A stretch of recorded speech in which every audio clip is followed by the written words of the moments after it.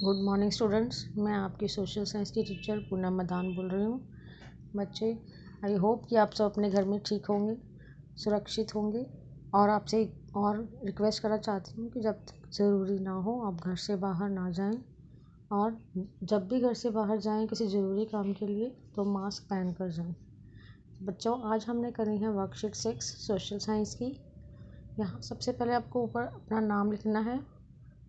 जहाँ लिखा है अध्यापक का नाम वहाँ आपको जहाँ लिखा है विद्यार्थी का नाम वहाँ आपको अपना नाम लिखना है, और राइट साइड में कक्षा अध्यापक का नाम लिखना है।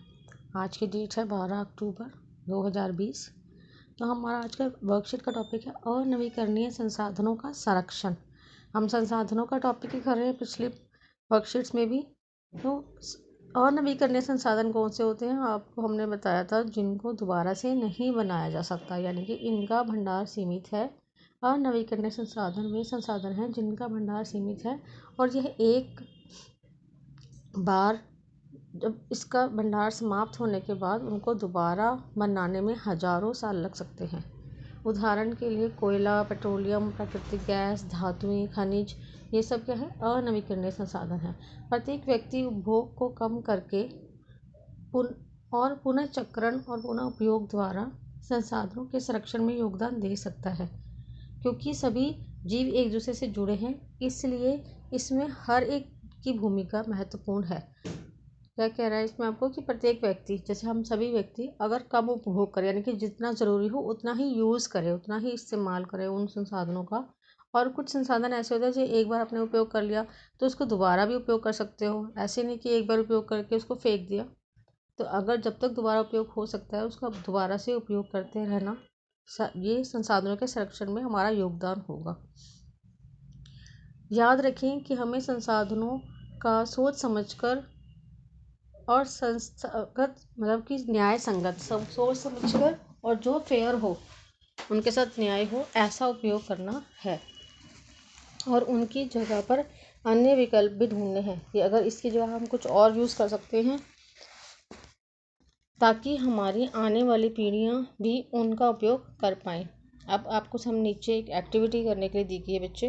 नीचे दी गई तालिका में लिखे हुए अनवीकरणीय संसाधनों के उपयोग लिखिए। जैसे पहला संसाधन दे रखा है आपको पेट्रोल, और पेट्रोल का उपयोग क्या है? वाहनों का ईंधन, वाहनों में इस्तेमाल करते हैं इसको फ्यूल की तरह। वाहन क्या होते हैं? स्कूटर, कार, बस, साइकिल, ये सभी वाहन हैं। लेकिन जहाँ इसका उपयोग पेट्रोल का उपयोग क्या होता है? वाहनों में। ऐसी लोहा का उपयोग क्या होता है बताइए? लोहा का उपयोग देखो मकान बनाने में, लोहा का उपयोग और किसी धातु और क्या क्या बनाने में होता है वो आपको लिखना है यहाँ पे। कोयला का उपयोग कहाँ होता है? कोयले का उपयोग भी ईंधन की तरह होता है। सेकंड तालिका है जो नीचे दी गई तालिका में लिखे हुए अनवीकरणीय संसाधनों के संरक्षण के उपाय। अभी ऊपर आपने उपयोग लिखा था कि हम इसको कहाँ इस्तेमाल करते हैं। अब कह रहा है कि इनका संरक्षण कैसे हो सकता है, कैसे इसे बचाया जा सकता है। संरक्षण का मतलब सुरक्षित रखना, बचा कर रखना। तो पेट्रोल को कैसे बचा सकते हैं, हमने पिछली वर्कशीट में भी किया था जब आपने इसको सॉल्व करके मेरे पास भेजी थी, तब भी हमने डिस्कस किया था इस बारे में। तो अभी इस पेट्रोल का पूछ रहा है। पहले पेट्रोल का संरक्षण कैसे करते हैं वो उपाय लिखना है। एलपीजी गैस का संरक्षण कैसे करते हैं? एलपीजी गैस क्या होती है? जो घर पे खाना बनाने के काम आती है, उसका कैसे बचा सकते हैं उसको।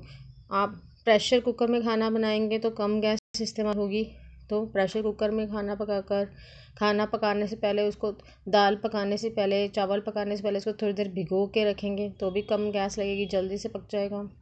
तो ये सब उपाय हैं, आप इसमें कोई भी एक उपाय लिख सकते हैं। एल्यूमिनियम को कैसे बचा सकते हैं? तो कैसे बचा सकते हैं एल्यूमिनियम को? एल्यूमिनियम की जगह किसी और विकल्प का उपयोग करके, यानी किसी और धातु का उपयोग करके। तो हम संसाधनों के संरक्षण का 4R का फार्मूला भी अपना सकते हैं। 4R मतलब आपको बताएंगे भी, R 4 बार R होगा इसमें। इसके अनुसार प्रत्येक व्यक्ति अपने उपयोग को कम करके वस्तुओं का पुनः चक्रण, यानी कि गलाकर उसको दोबारा बनाना, यानी कि, और रीसाइकिल, वस्तु के विकल्प का इस्तेमाल करना, यानी कि इसकी जगह कुछ और इस्तेमाल करना, और वस्तुओं का पुनः उपयोग, रीयूज़ करना। तो ये इस तरह वाला भी हम संसाधनों को बचा सकते हैं। तो 4R के फॉर्मूले में पहला R पहला आ रहा है रिड्यूस, कि कम इस्तेमाल करें, जितना ज़रूरी हो उतना ही करें।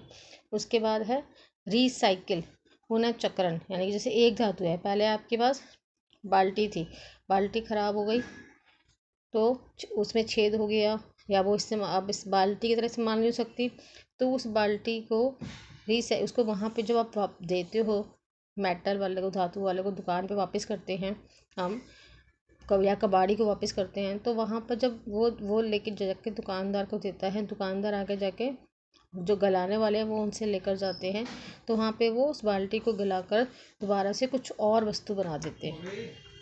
तो ये है रीसाइकिल। उसके बाद है रीप्लेस। रीप्लेस मतलब आपको कुछ दूसरा भी कर, जैसे ऊपर हमने कहा था एल्युमिनियम की बजाय हम किसी और धातु का इस्तेमाल भी कर सकते हैं।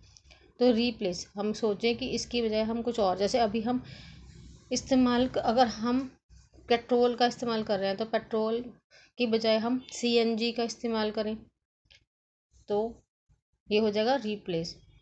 तो और 4 वाला R है जो लास्ट, वो है रीयूज़, कि अगर एक बार इस्तेमाल कर ली तो उसको दोबारा इस्तेमाल किसी चीज़ को, जैसे धातुओं को कर सकते हैं आप, उन वस्तुओं का दोबारा से बार बार इस्तेमाल कर सकते हैं बजाय कि उनको फेंकने के।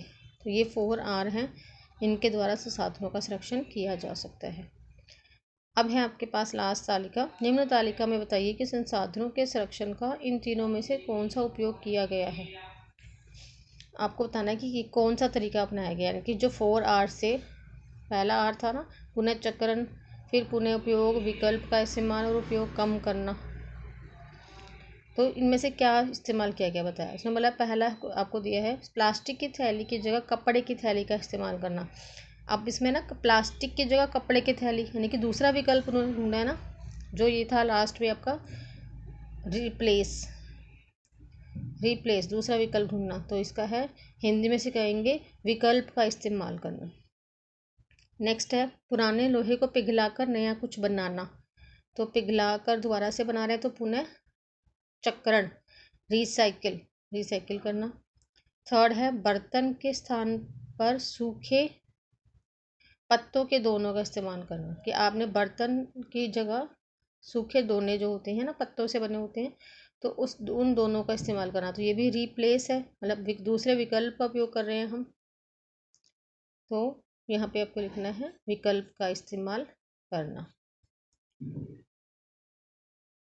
अब क्वेश्चन आंसर है, आपको 3 क्वेश्चन दिए गए हैं बच्चे, इनका आंसर लिखना है। पहला है कल्पना करके लिखिए कि अगर आपको अचानक यह पता चले कि अगले सप्ताह पृथ्वी का सारा पेट्रोल ख़त्म होने वाला है तो क्या होगा और आप क्या व्यवस्था करेंगी।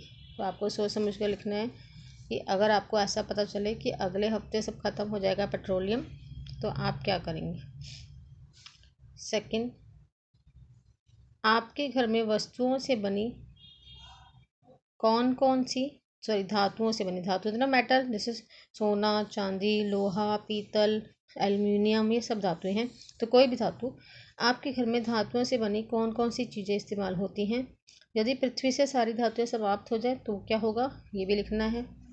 तीसरा, यद्यपि हमारे पास नवीकरणीय संसाधन भी हैं तो फिर अनवीकरणीय संसाधनों के संरक्षण की आवश्यकता क्यों है, सोच कर लिखिए।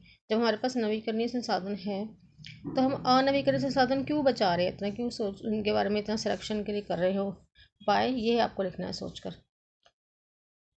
तो ठीक है बच्चे, ये क्वेश्चन आंसर कर लीजिएगा और ये वर्कशीट कंप्लीट करके व्हाट्सएप ग्रुप में भेज दीजिएगा। Stay home, stay safe, goodbye, have a nice day.